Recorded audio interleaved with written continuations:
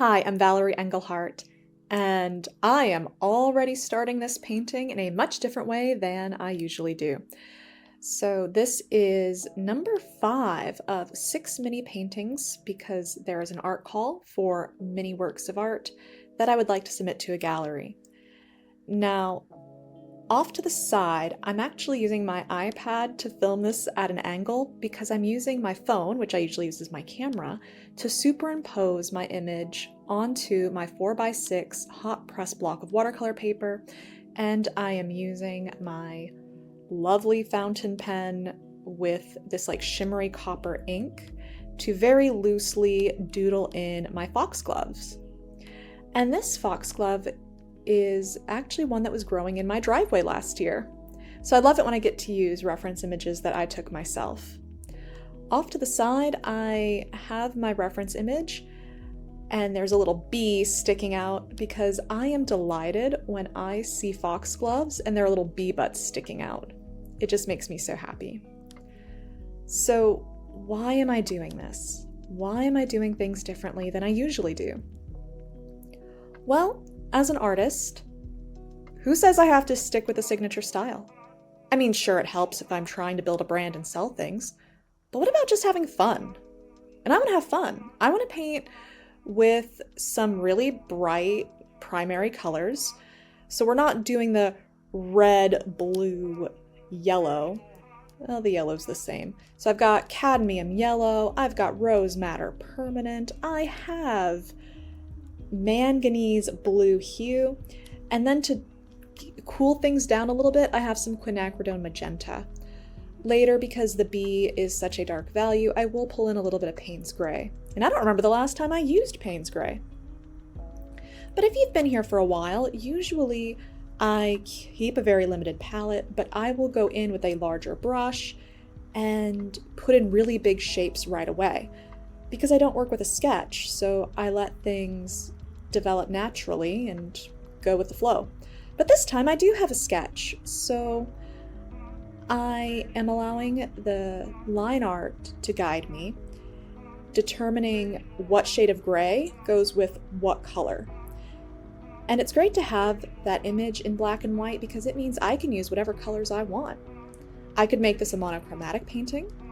I could go really crazy. What really matters is that I get my values correct, and that will create a convincing painting.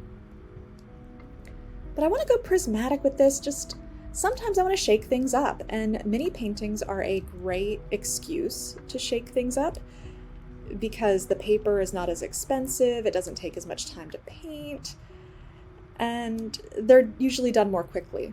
However, painting in this style where I'm taking things much more carefully, it took me a lot longer to paint. I can usually complete these mini paintings in about 20 to 30 minutes, not including drawing time, of course. But this one I think took me about an hour. I have had to speed this up to like 300% just so we're not here forever. So some of the other things that I do for choosing my colors is the values right now, because we are in the first wash, are roughly all the same. They're roughly a mid-tone value. So I'm using the temperature to determine shape and shadow.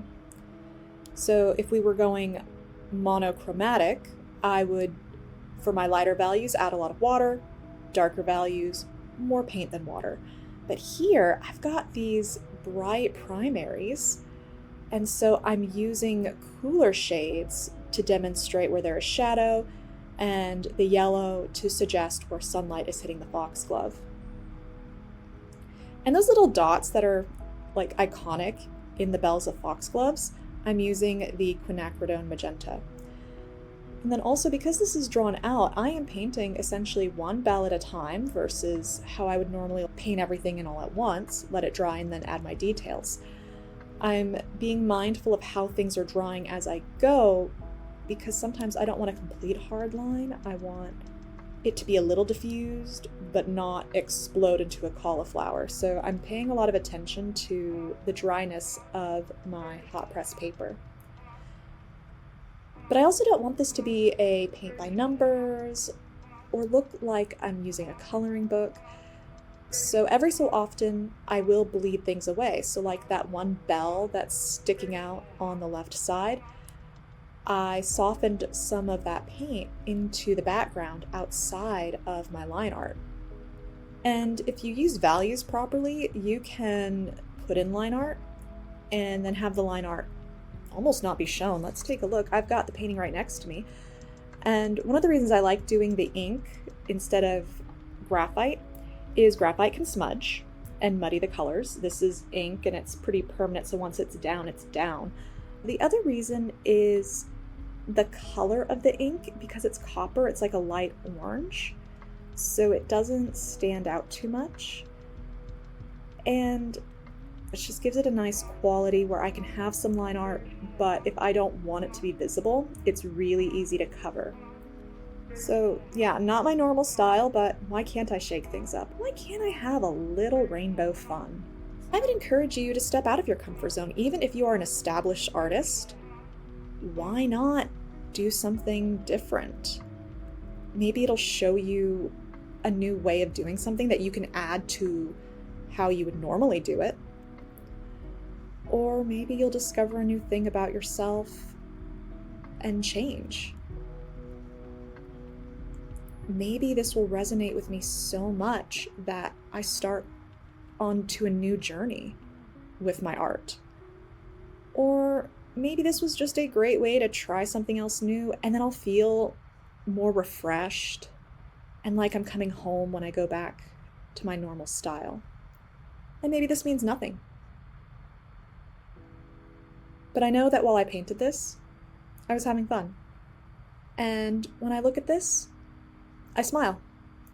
So even if this goes nowhere, even if this painting never sells, even if it's not accepted into the show, even if no one ends up seeing this but me,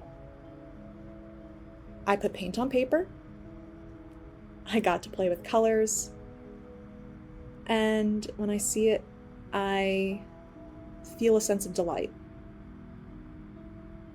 Even if my application and these strokes and these colors are unfamiliar to me.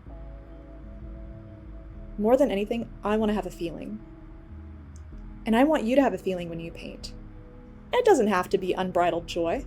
I just want to feel something. Though if I have a preference, I'll pick joy. I like to feel happy. These are happy colors. And this entire time, I'm using a size 2 round brush. There will come a time where I pull out a liner brush just to really get in some of that fine line work.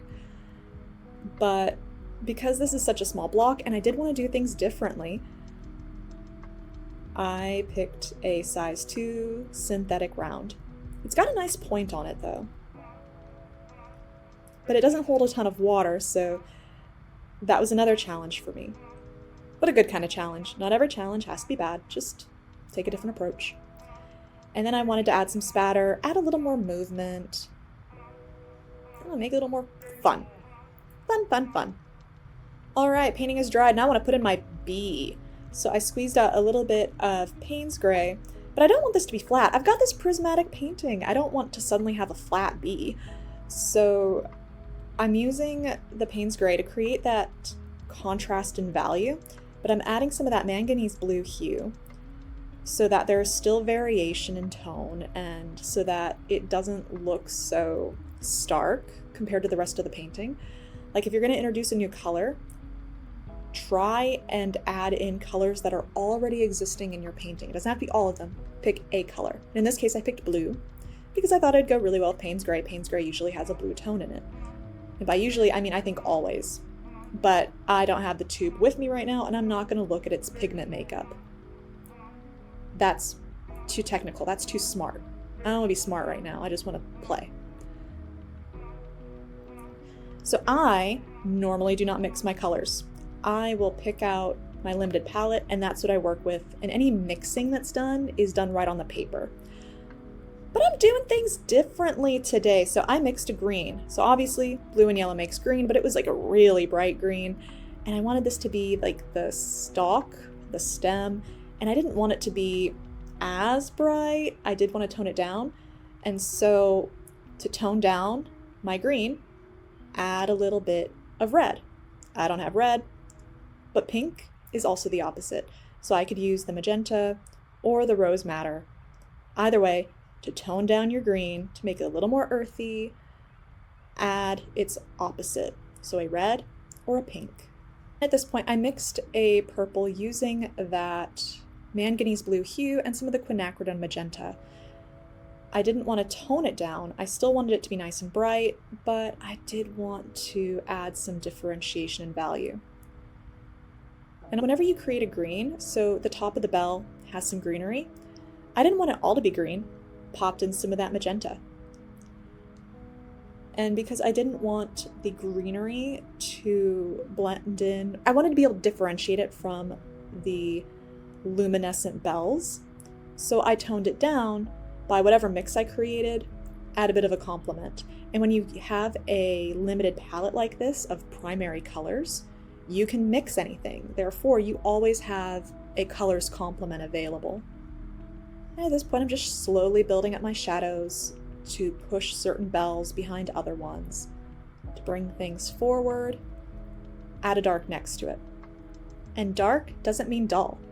Notice I don't use the Payne's gray on any of the shadows. All right, at this point, I've pulled out some gouache, and I'm just working straight from the tube. So foxgloves around those dots are usually white, and I wanted to see if adding white would help make that more convincing, and on a few of the bells it did. Honestly, it does look pretty much like it when I'm looking at the camera after the fact. But whenever you add white gouache, if you want it to create a big difference, it's better to do it on a dark surface, and the inside of my bells were already pretty light. But honestly, I think the differentiation was enough to make it worth it. Now, one thing I like to do to reclaim the white of my paper is to use a scrubber brush instead of using gouache. Because gouache is opaque, it's heavier, I like removing paint as my idea before adding gouache.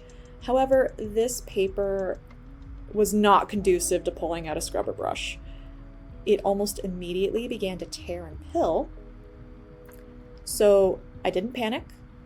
I just pressed using a paper towel to remove any excess moisture, and then went, okay, this paper doesn't handle scrubbing very well, let's just use gouache.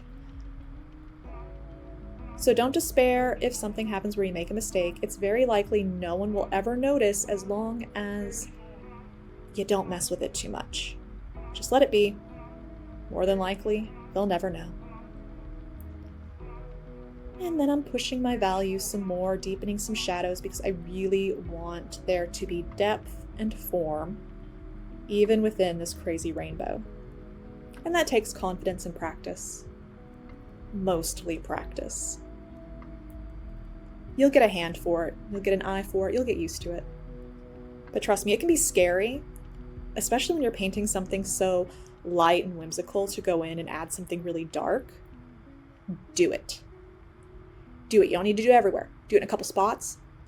Bam. The contrast it creates, chef's kiss. Or maybe, I'm not a chef, artist kiss. No, I'm going to take that back. That sounds awful. And here's the finished painting. So if you liked this video, press that like button so I know to make more like this. And if you want to see more, subscribe and ring that bell because I post videos every Thursday. All right, thanks so much for watching. I'll catch you next time. Bye.